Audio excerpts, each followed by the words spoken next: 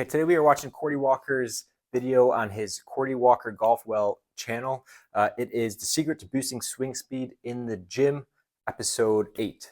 In this video, he's talking with Kolby Tullier, renowned golf PGA strength conditioning guy, works with lots of champions and has worked with lots of champions over the years. So very excited to see his insights into what he's seen from top-level golfers, what he expects from top-level golfers, and how he's integrating things into his strength conditioning, and kind of how I use similar concepts to integrate things into the rehab process before people are graduating to more the performance side of things. So I'm excited to take a look and see what we can kind of learn and maybe some things that are surprising as well. Today we are at one of the coolest places in golf fitness. This is Hit It Great in Jupiter, Florida, and we're going to spend some time with Kolby Tullier. He is one of the experts in the golf fitness space, really in fitness in general, and we're going to learn from him how to gain speed. For you and I today, what we're going to do is we're going to deep dive into like mobility, see each joint, how it moves. Okay. Yes. 23. Okay. Good. And then let's do it again. Internal. 30. Good. So 22. External, yep. 30 internal. Normal range of motion, I would say, in my opinion, is anywhere between 45 degrees of normal is range of motion just for being a human. Okay. My top golfers have over 50 plus, 55 plus internal rotation. Okay. Okay, so right off the bat, measuring hip internal and external rotation right away, first thing is assessment, fantastic. I'm all over the hips anytime we get a patient coming in, whether they have low back pain or if they don't and it's more a performance thing. First thing we have to know is, what can their hips do? Can we rotate into these hips fully? Now, he has found 22 degrees of hip external rotation and is it 28, 27, just below 30 degrees of hip internal rotation, maybe 26. First of all, popping up to me is, that's very strange. We have more internal rotation than we do external rotation. That's very rare. Most people have much more access to external rotation than they do internal rotation at the hip. And we spend most of our time working on internal rotation for that reason. Now, standard numbers typically is 45 degrees of hip external rotation is the minimum we're looking for, and a minimum of 30 internal for performance. He had mentioned 55 degrees of hip internal rotation. Now, with the people he's working with, maybe top-level golfers, it makes a lot of sense. We want these guys to be able to be so comfortable, first of all, pivoting and rotating into this backside hip. This is internal rotation happening at that backside hip. We really want golfers, especially at the high level, creating so much more, it's very comfortable getting here. So maybe they do find that these guys that play at that level have closer to 50 degrees of hip internal rotation. I've never seen anyone at 50 degrees of hip internal rotation. And then same thing, we're putting so much force where we go into external rotation here and internal rotation onto this lead side. Yeah, maybe these top-level golfers putting so much force into their day after day need more ability to move into this hip closer to 50 degrees of internal rotation. Again, just to be able to have the space to absorb those forces, to extend that force out a little bit longer. But again, that being said, interesting that we haven't touched on the external rotation at this point, which was less. It was 22, 23, which is the standard markers. We have typically should have more access to external rotation than internal. But he's going to focus more on internal rotation here, it seems. In my eyes, yeah, we're missing a few degrees of hip internal, 26 degrees. We want that to be at least 30. He's saying he wants at least 55. So interesting. But again, we should have more hip external rotation. So that might be the first thing to fix, is because that's one that is seriously lacking here. You're half that. Now that affects everything, because if you can't get deep enough into your right hip, you're never going to be able to match the thoracic spine. Because if I could turn your hips 45, I can turn your thoracic spine 90 easy. Well, guess what? If you only turn 30, then now something else has got to give. So either you're going to over-rotate the thoracic spine, or you're going to start lifting the club up with your arms and your hands. Right. So a fantastic description there. This is why hip internal rotation is so important. It is king of creating compensations, right? If we can't get access into this hip for these pivots, whether it's the downswing or the backswing, we compensate. Something else happens. We start to stand up. The arms start doing some funky things trying to get into a backswing position. So it is super important that we have that access, and that's why, again, it's not just the hip to work on the hip. It's the hip to work on everything around it as well. So well said. That's why we work so much on hip internal rotation. And then you're 30. Okay. You're 30 internal rotation on your lead leg. So now, what does that tell me?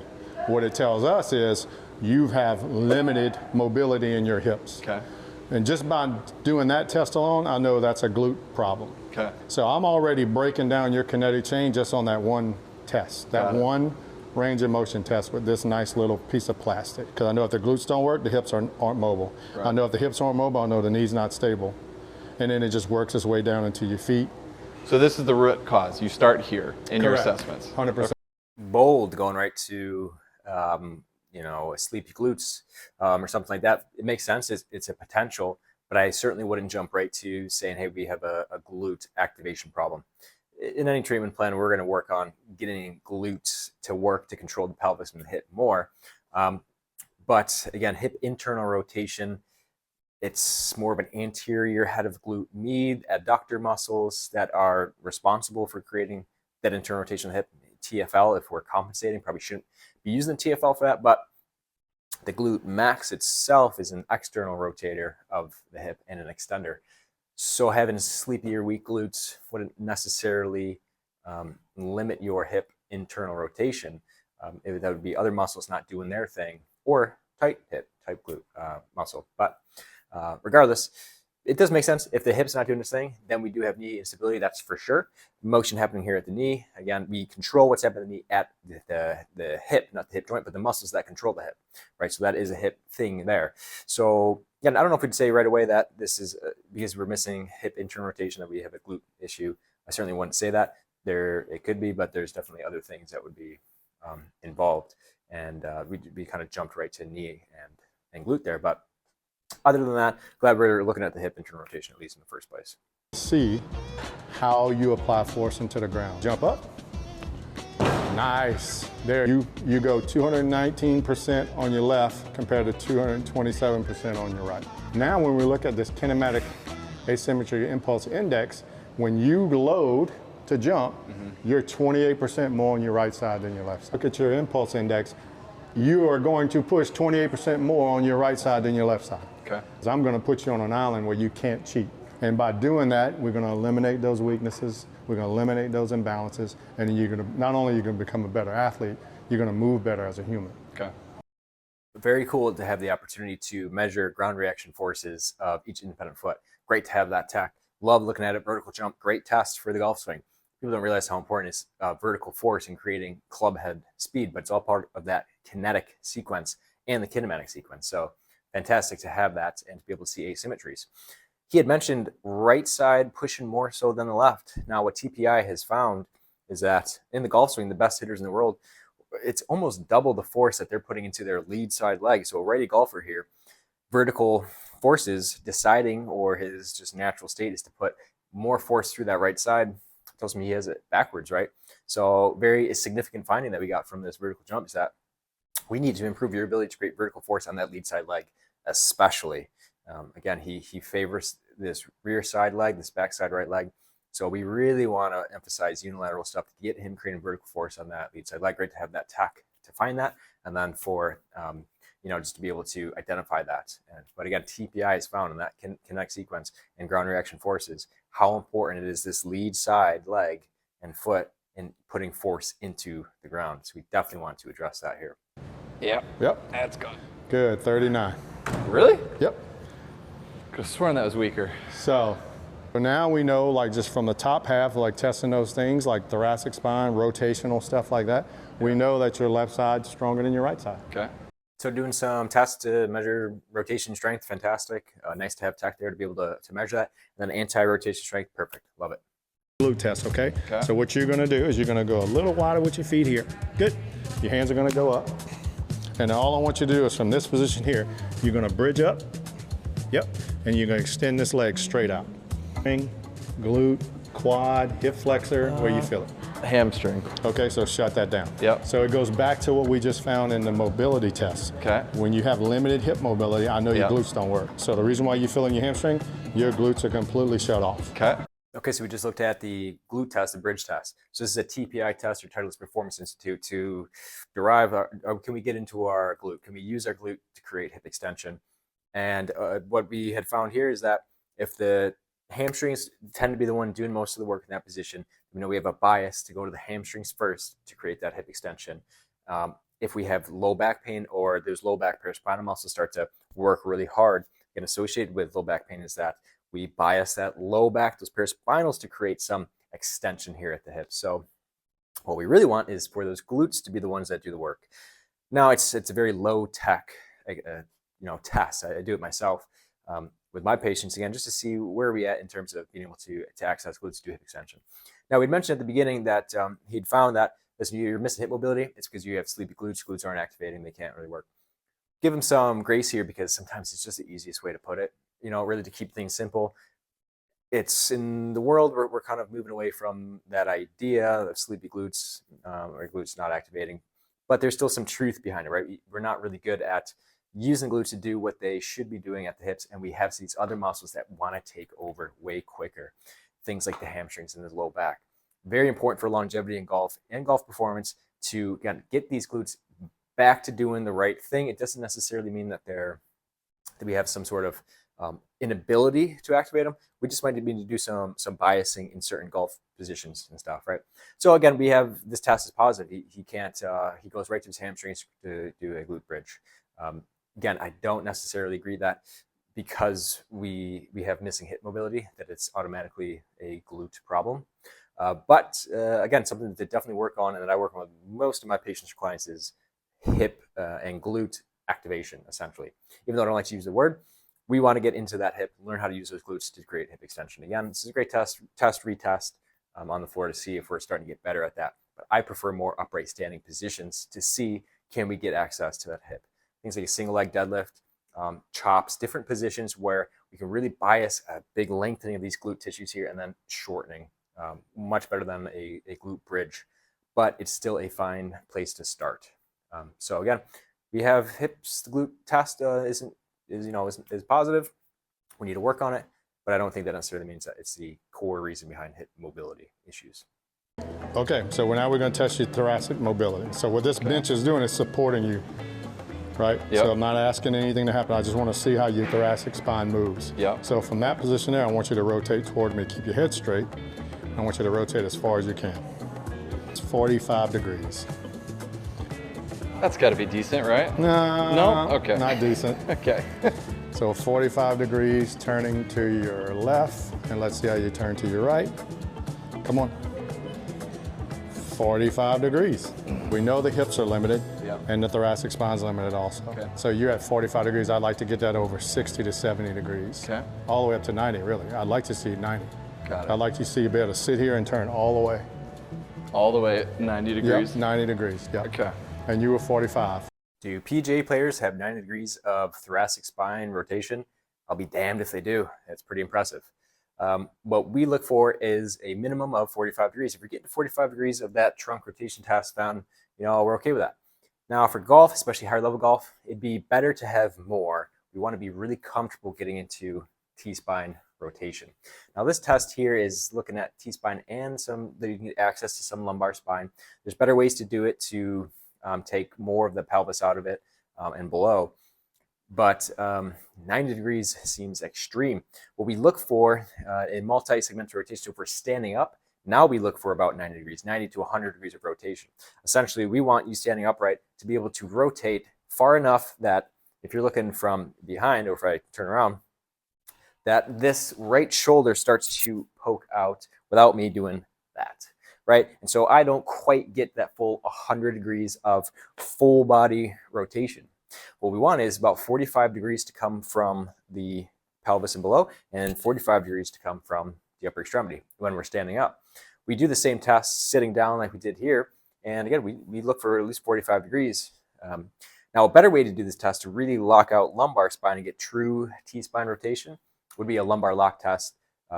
That's what I think is the best way to do it, because this test, again, it's a TPI version of a test it's one of my least favorite versions, just because we can get some cheating. I get people that pass this test beyond 45 degrees that when I do in a lumbar lock version, don't quite get to that 45 degrees. It just takes more motor control to get there. But anyways, 90 degrees of upper half rotation is a lot. What TPI finds to look for is 45 degrees or more, not up to 90 degrees. That's a bit, seems like a lot. Maybe these PGA players got 90 degrees of T-spine rotation. That would be impressive, but I think TPI, when they looked at it, it wasn't, right? So don't know. Increase that sports performance. That's the difference between winning one tournament or winning 4 majors in a row, or being the player of the year. Yeah. Does every tour pro want to gain speed? Are they all having that conversation with you? Every single one of them. You go hit 10 balls on the range as fast as you can, and then I tell you to wait 5 minutes before you can hit 10 more. You have to do that. And the body has to process the information that it's given, the dynamic patterns, the stability patterns, the modality patterns, and then now we've got to transfer it over into the golf swing. And if we do that, it's a win-win. So definitely true. These guys coming in, you'd be surprised just for these limitations, how bad they can get, or even some of these high performers, and you find, man, all of a sudden you just have no hip mobility on this one side. It's kind of incredible that you're doing what you're doing already, and how we can improve on certain things just by taking care of some of these mobility or strength deficits in key areas. That just takes the pressure off the rest of the system. You know, your consistent chronic swing fault or miss, you know, you can work on the technical part of the swing all day long, but if you have physical restrictions that are fighting back every single time, again, you're going to get so much less from your lessons or your practice sessions just because you have a physical restriction that's doing it. And be amazed at how much we can clean up just by addressing some of these physical limitations first and then practicing on top of that. Now, what he mentions going to the range and hitting balls as hard as you can, 5 to 10 balls, and then need to take a long 5-minute break. Again, even though you don't feel like you need a break, it's absolutely true how important it is when you're working on something like max speed, how neurological that truly is. It is it's pure nervous system to an extent, and you have to allow that nervous system time to rest. When you have all-out reps like that, which you need if you're going to work on top-end speed, then you need to give yourself a break in between. And this is not just within one session, but also from day to day. It is not advised that you work on speed every single day, swinging as hard and as fast as you can, but give yourself a break, not just for the physical tissue tolerance component, where you can imagine your low back probably doesn't like you swinging as hard as you can every single day, but not even just for that reason, but for performance reasons. To actually get and gain benefit from it, you need to be able to rest and recover appropriately too. So absolutely true and important that when we're working on speed, that we address in the gym, adjust restrictions first, then physical capacity and capabilities, and then swing specific stuff, but being very precise with how you go about doing that. This strap's going to do is going to allow you to rotate deeper into your hip. Yep. So when we talked about that internal rotation, right, this is the pattern we're trying to create. And see how you have trouble, that's your right hip. Okay. So if I'm telling you to load your right hip in your golf swing to create speed, and you feel like you have to make a bigger backswing, right? When they try to tell you to make a bigger backswing, you're never going to be able to do it if you can't get the hip to turn. Okay. Big toe down, and I want you to reach across. Good. Now you start to feel the hip moving again. See, there you go. Rotate across. Good. 2 more. That's how you load. 1 more. So a great little drill here, this 3D band hip internal rotation reach. Again, it's great because we get to work on some hip internal rotation, which is so important in swing, but not just work on passive internal rotation, but loaded, right? So we actually have, we're weight bearing and we're resisting, but controlling this motion as we go through and across. It is also great because you do have to load into that hip, like he was talking about, and use that glute to control yourself and also to manage your weight. So if we stay too far upright, or if we try to use more quad in this position, it's going to be very easy to kind of get pulled over, right? We got a lot of weight pulling our upper half this way. The only way we can really resist that is by sinking deep into that hip and then moving from there. So it is a great way to cue yourself to actually get into that hip, where you can feel those muscles start to kind of stretch. You can almost feel the hip poking back into that glute and hip. It's exactly what we want. So if you're able to do that, fantastic. This is a great drill for that, actually, to again start waking up the glutes, so to speak, and create strength through that internal rotation as well. So I do really like that drill, and that exercise, and I can imagine feeling it. But there's just a couple of things I like to do first. Just some simple drills to really emphasize and work through the nitty-gritty kind of motor control understanding of what it feels like to get into that hip. I got some great drills that I like to do and exercises that really, really emphasize and help a golfer feel what it's like to get in there before we do something like this, and just kind of get some reps into that. So there's just some improvements where we got some great ideas of some exercises and drills to do just before trying something like that. If you're interested, look on the channel for the kickstand hinge and the kickstand chop and split squat with internal rotation. Those are all great drills to do just before trying something like that. Roll on the outside of your foot. So it all goes back to the original screen. Yeah. It goes back to limited hip mobility. We know the glutes don't work. We know the knee's not stable. And we know the foot's not stable. And that's why you keep rolling on the outside of your foot. Yeah. So for me, in a programming standpoint, we have to address this first. Train the brain.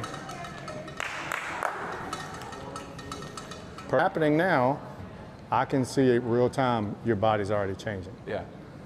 Your body's starting to adapt to the force vectors that we're placing on it. So another great exercise to build dynamic load into that hip as we move into that hip. It is definitely an end range treatment plan type of movement for me. And it's a ton of neurological stuff going on there to help integrate all that while learning to accept and absorb forces into this hip, which again, just like always, internal rotation, getting really comfortable at absorbing, creating internal rotation at this hip, pushing all those forces into it and being strong enough to take that and let the brain be comfortable putting speed and force into that hip. So great drill for that reason. There's a lot of things I'd like to do before this, even if we're not doing on a rehab focused program, but more of even a performance program where I just want to start addressing the nitty gritty details of that hip before jumping into some stuff like this day one. So even someone who's completely pain free, I just want to know what is the relationship between that pelvis and that femur. Really better understand why was that mobility restricted in the first place. A lot of times it is an orientation issue at that pelvis that if we can put the golfer in certain positions, do some certain drills to free up some space in that pelvis, free up some motion, teach that hip to rotate on that pelvis independently, not through compensation. And then we can work our way up into more strength through that range of motion and more speed strength like this, and then just pure speed, neurologic, and force absorption stuff. And we just missed the early stage stuff that I would like to do first before diving into this stuff here, just to make sure that these changes aren't transient and they're more long term, right? And we can maintain these changes as we go along. Got it. I'll take it. Straight to the box jumps. Here we go. Here we go. Push that into the ground, high as you can. Jump, land soft. Boom. So some contrast training, fantastic, love it. Definitely proven effective at improving your ability to create force rapidly. So great 1-2 punch. We got a goblet squat, heels elevated, right into some box jumps, max vertical force. Very good. There you go. There you go. We got higher. So that's a ½ inch higher. Yeah. You ready? 1, 2, 3. Rotate to me as far as. Uh-oh. You want to get the camera for this one. Come on up here and zoom on this thing. What we get?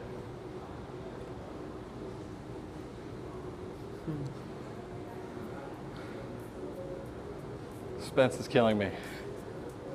I'll let you look at it. 50. 50. Change it. So you ready? Come on. Beautiful.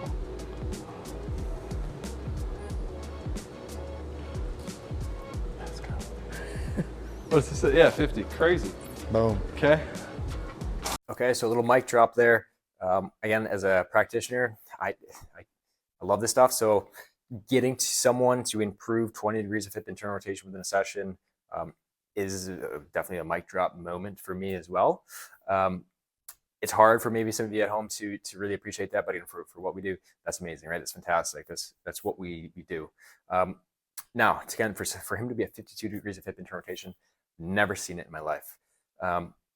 Not saying it's not possible, right? But maybe there was just some pelvic orientation stuff or some hip hiking there to help get a few extra degrees, whatever.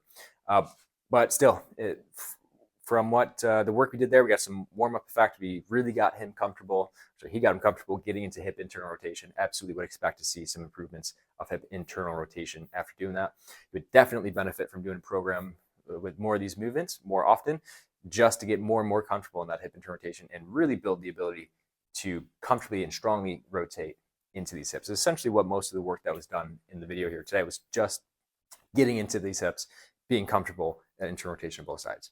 Now, we didn't retest hip external rotation, which, like I said, was worse than internal rotation, which is reverse what you normally see. We expect 45 degrees of hip external, 30 of hip internal. We had 27, 32 degrees of hip internal, 22-ish of external. Major deficit there. Didn't get addressed. I'm sure it would have improved from some of the stuff here, but again, maybe just more emphasis placed on internal rotation, which I definitely do as well. But I'd like to see what happened with hip external rotation, maybe what drills that he would do for hip external rotation. But yeah, again, the numbers TPI, we look at 30 degrees of hip internal rotation is the minimum we look for. He's looking for closer to 60, which is pretty intense there. But again, maybe high level golfers, this is what we need or would expect from some of those guys up there at the top level. Gives them more space to create force into, right, before running into end range where injuries tend to occur.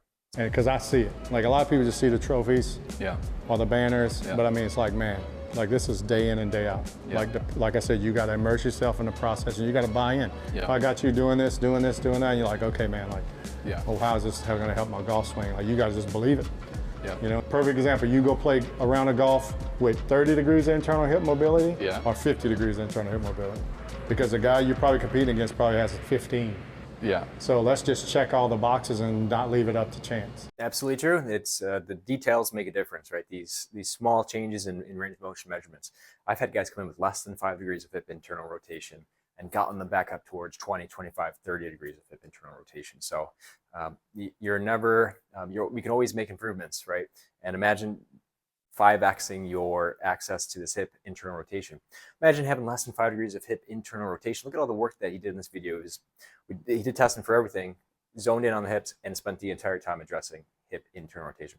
I do the same thing here. A lot of times it's the first thing that we address in the rehab side and on the performance side. Now, again, imagine going from 5 degrees or less of hip internal rotation to closer to 25, 30. How many compensations in your swing are coming that your body and brain will not let you, and your just physical mechanics, the bones, will not let you get into this hip. So what do you have to do to go around rotating into this hip? Maybe just slide through it instead. Maybe start to stand up a little bit early, right? It's endless how many variables enter the mix when we have such restrictions in certain ranges of motion. So it's very important. Be the guy that has 30 degrees plus of hip internal rotation, not 5. So great. I didn't intend this video to be more of a critique or critical of it, but there's some things that popped up that really surprised me. Again, looking for 60 degrees or more of hip internal rotation. That's a ton, right?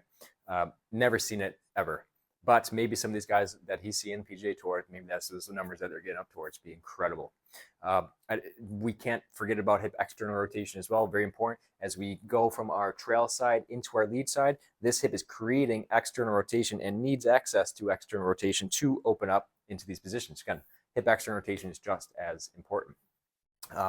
Beyond that, be some tests that help tell us a little bit more. I want to go directly to assuming, because we are missing some hip internal rotation, that the glutes are asleep or not activating. It's entirely possible, but can't say that just from that. I like to do a lot more testing before we dive that deep. So all in all, a great video, and there's a lot to learn from it. Do a lot of similar things here in clinic, and learn a lot from what he's got to see, what he has seen from PGA professionals, and I hope you guys got a lot out of it too, to see kind of translate or make more sense of the things that he was doing in there and why they're so important.